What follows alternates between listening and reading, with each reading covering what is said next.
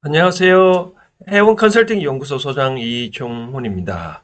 오랜만에 해운의 시세 이야기를 해보도록 하겠습니다. 최근에 정권 인수위원회 위원장인 안철수 위원장이 백지 신탁이란 때문에 자기 총리를 못 맡느냐라고 한 대목에 있어서 본인은 아니다라고 한 말씀이 있어서 오늘은 백지 신탁에 관계된지 무엇인지 살펴봐 드리고요. 그다음 그 전에 신탁이란 법률 관계도 한번 알아놓으면 좋습니다. 그리고 마지막으로 최근에 부동산 명의 신탁 최근 판례가 중요한 예가 있어서 또 소개해 드리도록 하겠습니다. 먼저 신탁이란 신탁관계 법률 이론에 대해서 살펴봐 드린다면 그 전에 안철수 현재 대통령 인수위원회 위원장이 안랩 그 지분이 상당히 많잖아요. 뭐 16%인가 갖고 있다고. 시가상으로는 뭐 몇천억 되는데 이와 같이 백지 신탁 문제 때문에 자기 총리로 나서지 아니한다라고 질문을 그런 쪽을 하니까 그건 아니다라고 얘기를 한 바 있는데 과거에 안랩 대표이사직을 내려놓을 때 한 얘기가 있어서 잠깐 소개해 드린다면 그 말씀이 제가 과거에 어느 장을 맡았을 때의 느낌과 동일해서 한번 소개해 드리고자 합니다. 읽어 드린다면 그분이 하신 말씀이 아래를 내려다 보면 까드막하고 위를 올려다 보면 구름에 가려 정상이 어디쯤인지 짐작도 할 수 없었지만 힘이 빠지면 떨어져 죽는 수밖에 없어 한시도 긴장을 늦출 수 없었다라고 하네요. 과거에 안랩을 운영하면서 그런 감을 느꼈다고 하네요. 뭐 아래를 내다 보니까 진짜 까덕막하고 그거니까. 그다음 위로 보면 구름이 가려서 정상이 어딘지 짐작할 수도 없었고 힘이 빠지면 떨어져 죽는 수밖에 없어 한시도 긴장을 늦출 수 없어서 이런 회사를 만들었다. 저도 어느 장을 맡을 때 어떤 조직의 목표를 달성하기 위해서 나름대로 그 역할을 다할 때 정말 그런 기분이었습니다. 여기서 물러나면 그 직원들한테 그 나중에 평가받을 때 그분들이 저를 바라보는 낙심 그리고 또 무한정으로 앞으로 나가자고만 하니까 끝 모를 위치 그게 어딘지 참 난감할 때가 좀 있었다라고 그런 얘기하네요. 저도 동감을 합니다. 그렇고 그럼 신탁 이론에 대해서 살펴봐 드린다면 신탁은 이제 이런 개념입니다. 위탁자라는 개념이 있고요. 위탁자가 개념이 있고 그다음 이제 수탁자라는 얘기 있습니다. 말 그대로 어떤 업무를 맡기는 사람을 이제 위탁한다. 누구한테 남한테 맡긴다 그러면고 수탁은 말 그대로 이제 받는다. 어떤 일을 받는다거든요. 이와 같이 하는 두 당사자 간에 계약에 있어 이제 이렇게 한다. 그러니까 어떤 부동산이라든지 돈이라든지 어떤 재산을 이제 수탁자한테 넘기고 이제 명의를 바꾸는 거죠. 그래서 뭐 갑돌이가 명의로 된 거를 을한테 이렇게 넘기고 을은 이와 같이 어떤 수익을 관리하고 수익이 생기면 나중에 이제 이 갑한테 돌려주는 이제 만약에 이렇게 돌려주는 관계를 이제 신탁관계 이론인데 통상적으로 만약에 또 아는 사람이 있다면 이제 수익자라는 개념이 있을 수 있거든요. 수익자라는 개념은 이거는 뭐냐면 나중에 관리하고 수익을 위탁자한테 주지 말고 수익자 누가 특정한테 주라고 할 수도 있는 바로 그런 관계도 있을 수 있습니다. 그래서 나중에 이제 어떤 부동산을 뭐 주식이든지 이와 같이 수탁자한테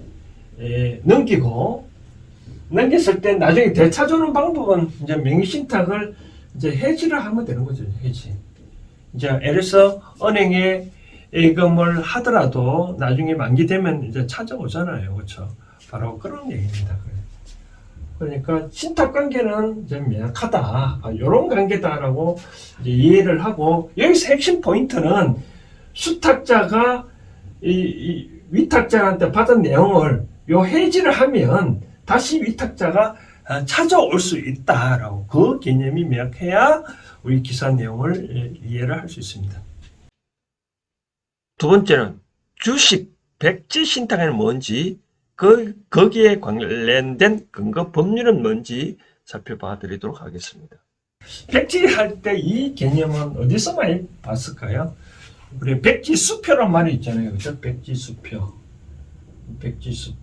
백지수표는 이제 원래 수표라는 단어는 이 음하고 다릅니다. 음하고 다른데요. 음은 내가 어떤 언제까지 돈을 갚겠다라는 약속이라는 거거든요. 약속이라는 의미입니다. 근데 내가 음을 못 갚으면 부도가 떠났어 상관없더라도 그거는 벌을 처벌 안 받거든요. 근데 이와 같이 음은 내가 돈을 준다는 약속이기 때문에 어떤 처벌을 안 갚는다 하더라도, 부도가 난다 하더라도 처벌 안 받습니다. 근데 수표는 뭐냐면 수표는 은행에 돈을 맡겨두고 내가 현금 찾아 설거하기가 힘들잖아요. 그렇죠? 그러면 이 돈을 있는 범위 내에서 수표를 발행을 합니다. 이제 발행을 하면 내가 이제 예를 들어서 이렇게 수표에 내가 발행을 했다. 만약에 100만 원을 발행을 했다. 그러면 이 발행하려면 이 수표를 발행하는 이 은행의 계좌에 반드시 잔고가 있어야 된다.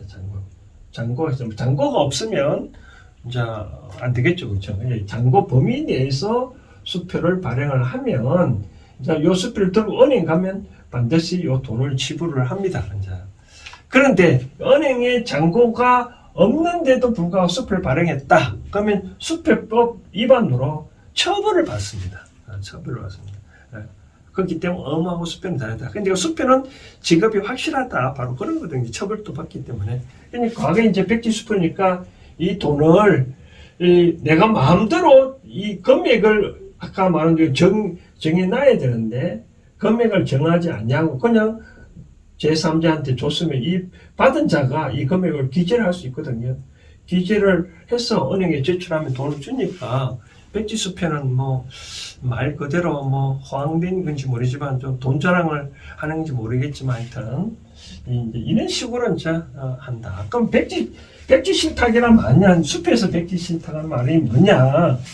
이제 돈을 허위로 한다는 게 아니라 말 그대로 주식을 백지 신탁을 하면 두 가지가 있습니다. 두 가지라면 안 되면 그래서 A가 B한테 주식을 백지 신탁하면 B는 이거를 마음대로 어떤 운용을 한다든지 관리를 한다는 얘기서 주식 같은 경우는 의결권도 행사할 수 있잖아요. 그렇죠? 배당도 받고. 맡기면 A는 절대 관여도 하지 마라. 관여할 수 없다. 바로 그런 내용입니다. 그런데 또 하나는 뭐가냐면 60일 이내에 처분을 하도록 되어 있습니다. 60일 이내에 처분을 하도록 되어 있다. 즉 고위공직자들은 어떤 주식을 이렇게 관련된 법 근거는 공직자윤리법 14조에 4가 나와 있는데 공직자윤리법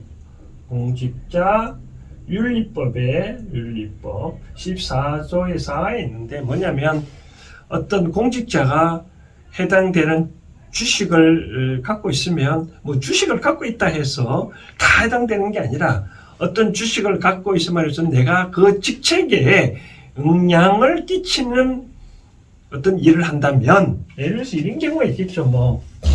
예를 들어서 내가 어떤 회사를 주식을 갖고 있는데 내가 어떤 공직을 맡았다 그러면 이 공직 자리가 이 회사에 직접적으로 영향이 간다면 그러면 회사는 이 공직자가 이 회사를 좌지우지를 하니까 안 되잖아요, 그렇죠? 어떤 정책을 펴 나가는데 안 되잖아요, 그렇죠? 그럼 어떻게 되냐? 그러면 이 주식을 처분을 하도록 하거나 60일 이내 처분을 하거나 처분을 해야 되겠죠, 그렇죠?